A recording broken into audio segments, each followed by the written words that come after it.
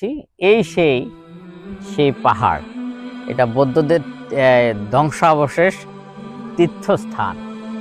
এই সেই পাহাড়ের সাথে দাঁড়িয়ে আছি।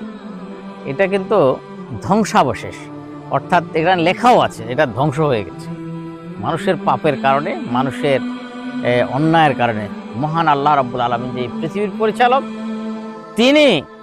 তিনি একমাত্র এই পৃথিবী যে পরিচালনা করছেন। এই বিশাল পাহাড়ে সব কিছু দেখবেন, চতুর্দিকে হাজার হাজার ঘর ধ্বংসাবশেষ হয়ে দাঁড়িয়ে আছে, কালের সাক্ষী হয়ে। আল্লাহ পাক এই জন্য কোরআন শরীফের মধ্যে আল্লাহ পাক বলছেন, সিরু ফিল আরদে ফানজুর কাইফা কানা আকিবাতুল মুকাজ্জিবিন। হে দুনিয়ার মানুষেরা, এই ইমানদাররা, তোমরা এই পৃথিবীকে ভ্রমণ করে দেখো। এই পৃথিবীতে যারা আল্লাহর সাথে হঠকারিতা করেছে, মিথ্যা প্রতিপন্ন করেছে আল্লাহর আয়াতকে, আমি তাদেরকে কিভাবে ধ্বংস করছি। এই জন্য আল্লাহ কোরআন শরীফে বহু জায়গায় বলছে যে সিরু ফিল আরদে ফানজুর কাইফা কানা আকিবাতুল মুকাজ্জিবিন। মিথ্যাবাদীদেরকে আল্লাহ পাক কিভাবে ধ্বংস করছে, এটা তার এক জ্বলন্ত প্রমাণ আমি আপনাদেরকে দেখালাম।